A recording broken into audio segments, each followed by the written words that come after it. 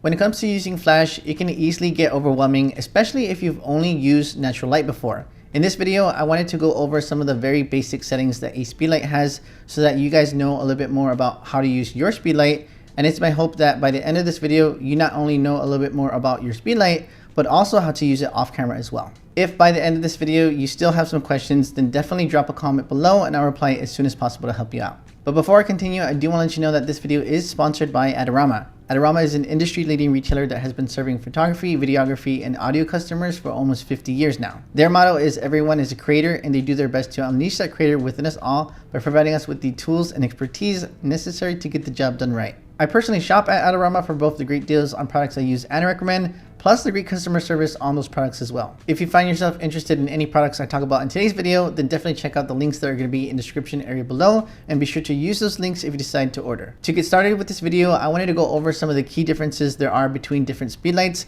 because not all Speedlights are the same. Some of those key differences are going to be if the Speedlight uses double or AAA batteries, or if it uses a rechargeable lithium-ion battery, if it's manual only or also has TTL, which is just an auto mode for your flash, if it has a normal Speedlight shaped head, which is rectangular, or if it has a round head, and if it's a normal size Speedlight or a mini Speedlight. If this was before 2016, another difference would have been if your Speedlight has high speed sync or not, but pretty much all the latest Speedlights have that feature. If you don't know what high speed sync is, it's a feature that allows you to use any shutter speed that you want with your flash. If your Speedlight does not have high speed sync, then you'll be limited to your camera's max sync speed, which is going to be around 200th of a second or 1/250th of a second. Once you go past that shutter speed, your flash will start to show up less and less in your images till it doesn't show up at all. In my video going over the best budget-friendly Speedlight I recommend, I do mention that the Speedlight in that video is manual control only and uses AA batteries.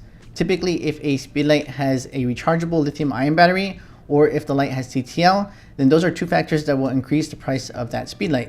If it has TTL, price goes up. If it has a rechargeable lithium-ion battery, price goes up. So if you don't mind using your Speedlight with AA batteries and manually only, which is actually what I would recommend for beginners to learn to use it manually, then you have a pretty great option with the light in that video, which is the Flashpoint R2 Zoom Manual Speedlight, also known as the Godox TT600. The Speedlight that I'm going to be using in today's video though is the Flashpoint Zoom Lithium-Ion 3 Speedlight. The very first thing that I wanted to cover in this video on Speedlights is the flash output. This is going to be how much light your flash is firing, and it's very important to know how it's measured on your flash. Some flash companies out there measure the output of the flash in terms of a scale of 1 to 10, which I'm not really a big fan of. But Godox and Flashpoint measure the output of the flash in terms of fractions, which I find much easier to understand. Full power is 1/1, half power is 1/2, 1/4 power is 1/4, and so on. Depending on the model of your Speedlight, you might be able to go as low as 1/256 output like my Flashpoint Zoom Lithium-Ion 3, or you might be limited to other outputs like 1/128 on my Godox TT600, or my old Canon 430EX2 actually has a limit of 1/64. The very next thing that I wanted to cover are the different modes that your Speedlight will have, which are going to be multi-mode, manual mode, and TTL. In manual mode, which is the mode that I think is most important, you have full control over the output of the flash, and it's going to be the best thing to use to learn your flash and learn how much light is going to be better for different scenarios. A good safe bet is to use your Speedlight at high outputs like 1/1 full power or half power if you're using it outside during the day in very bright conditions, and then lowering the output if you have too much power.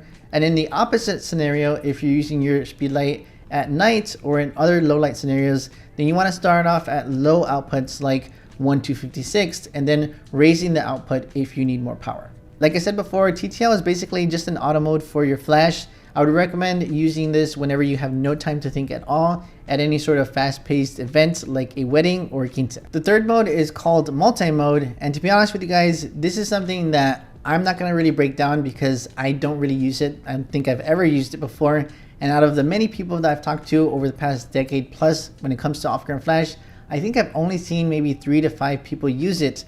But if you guys want to know more about what it is, you can go ahead and check out the link that I'm going to leave in the description area below. But all you have to know is that it's basically, in a nutshell, just the ability to fire your flash multiple times very, very rapidly within a certain amount of time, 1/30th of a second to maybe even a second or even longer. The reason why I haven't used it myself is just because I'm not a fan of the results that you can get using that mode, and it's very limited to very, very low light scenarios, which is why I never really use it. So far, I've gone over the 3 different modes for your Speedlight that you can use on your camera without any sort of extra additional equipment.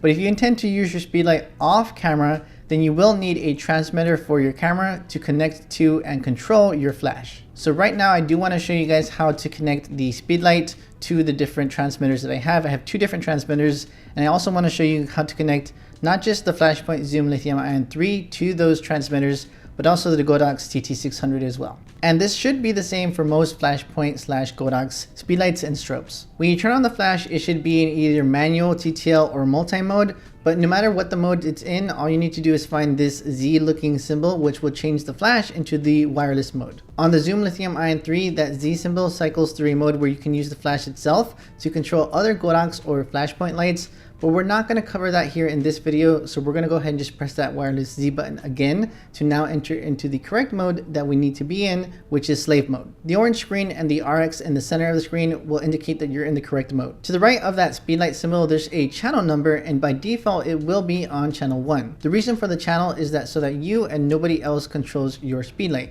So ideally, you do want to change it to anything other than channel 1 to avoid someone else firing your light. In addition to the channel, you also want to be aware of the group that your Speedlight is in. For multiple light setups, you would want your main light to be on group A, second light on B, and if you have another light, then it would be on group C. This is so you can adjust each of the lights on your channel individually. To give you guys a very quick example of why you should have your lights on different groups, just imagine that you're working with a 2-light setup and your main light, light 1, is properly exposing the subject at full power, and you have a light behind them, that second light, that's also going to be at full power, but it's way too bright and you want to reduce the output.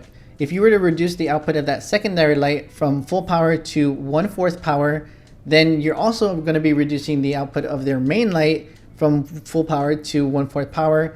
And now instead of having that properly exposed subject, they're now underexposed. So it's just going to be always better to have your lights on different groups so you can control them independently so that you don't run into those issues where you want to adjust one light and not the other. The last thing I wanted to go over really quickly is the zoom setting on your Speedlight. This is something that's going to be primarily important if you use direct flash with your Speedlight, which is something that I avoid like the plague. So it's something that I didn't really think that was too important to talk about.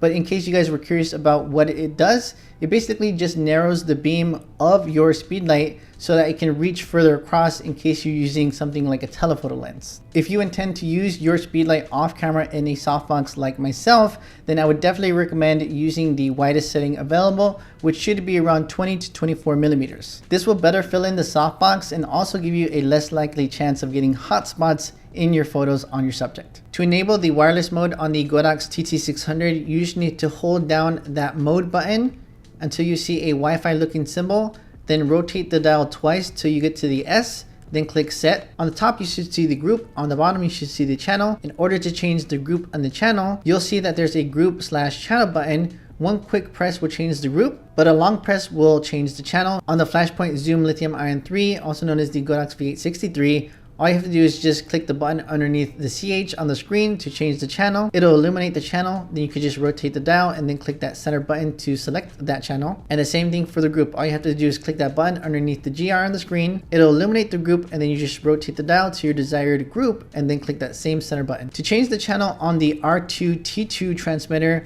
all you have to do is click the menu button and then rotate the dial that's going to be in the bottom left until you see the channel setting. Click on set and then it'll illuminate the channel and then rotate the dial to your desired channel, then click set again and then menu to exit out of the menu. On the R2 Pro 2 transmitter, all you have to do to change the channel is on the bottom left of the screen where it says zoom/channel, the button that's immediately underneath that, give it a long press for about 2 to 3 seconds until you see the channel on the top left of the screen illuminate. Then simply rotate the dial and then click set once you get to the desired channel that you want.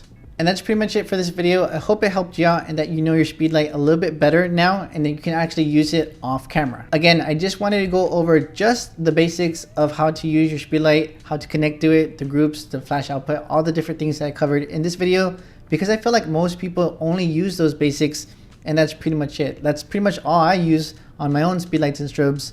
So that's what I wanted to go over in this video, and I tried my best not to make it too complicated. If you guys are still confused about something that I went over in this video, let me know in the comment section below and I'll reply as soon as possible. I want to say one last thanks to Adorama for sponsoring this video. It seriously does allow me to make more time for my channel to make more videos for you guys, so definitely check them out. For now, I just want to say take care, and I'll see you guys in the very next video.